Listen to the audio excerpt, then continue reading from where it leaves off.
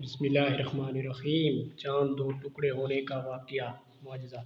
روایت ہے کہ ایک رات ابو جہل یہودیوں کے ایک بہت بڑے راہب کے ساتھ حضور صلی اللہ علیہ وسلم کے پاس آیا۔ اس وقت آپ صلی اللہ علیہ وسلم مسجد حرام میں تشریف رکھتے تھے۔ ابو جہل تلوار کو لہراتے ہوئے بولا کہ تم سے پہلے بہت سے انبیاء معجزات دکھاتے رہے ہیں، تم بھی کوئی معجزہ دکھاؤ۔ حرمت المنات کی قسم، تم پر ایمان لے آؤں گا، بس صورت دیگر اس تلوار سے میں تمہارا سر قلم کر دوں گا۔ نعوذ باللہ۔ یہ سن کر حضرت صلی اللہ علیہ وسلم نے فرمایا، میں اگر معبود برحق کی قسم کھا کر کہوں تو یقین نہ کرو گے۔ رہی بات میرا سر قلم کرنے کی تو یاد رکھو کہ میری حفاظت کا ذمہ خدا نے خود لے رکھا ہے۔ تم معجزہ اور نشانی دیکھنے پر ایمان لے آؤ تو میں تمہیں معجزہ دکھانے کے لیے تیار ہوں۔ بتاؤ کہ کون سا معجزہ دیکھنا پسند کرو گے؟ ابو جہل سوچ میں پڑ گیا کہ محمد صلی اللہ علیہ وسلم سے کون سا معجزہ طلب کروں کہ جس کے دکھانے اور کرنے سے وہ عاجز رہ جائے۔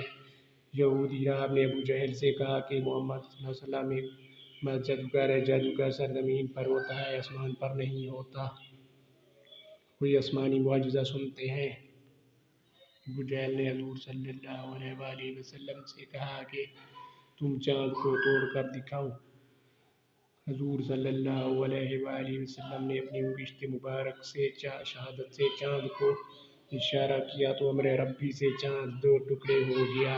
نصف چاند اپنی جگہ پر رہا اور دوسرا نصف دور ہوتا چلا گیا، اور دیکھتے ہی دیکھتے ابو جہل بولا، چاند سے آپ کہو کہ وہ پھر سالم ہو جائے۔ حضور صلی اللہ علیہ وسلم نے انگشت شہادت مبارک سے پھر اشارہ فرمایا تو چاند اپنی پہلی حالت پر واپس آ گیا۔ یہودی راہب نے یہ دیکھا تو کلمہ پڑھ کر حضور صلی اللہ علیہ وسلم پر ایمان لے آیا، لیکن ابو جہل نے کہا کہ محمد صلی اللہ علیہ وسلم کتنا بڑا جادوگر ہے جس نے چاند پر بھی جادو کر دکھایا۔ ابو جہل نے اپنے دوستوں سے کہا کہ شہر کے چاروں طرف قاصد بھیج کر یہ معلوم کرو کہ اگر انہوں نے بھی شق القمر کا مشاہدہ کیا ہے تو یہ معجزہ ہے اور ورنہ جادو ہے۔ قاصد روانہ کیے گئے، وہ جہاں جہاں بھی پہنچے تو لوگوں نے شق القمر کی گواہی دی۔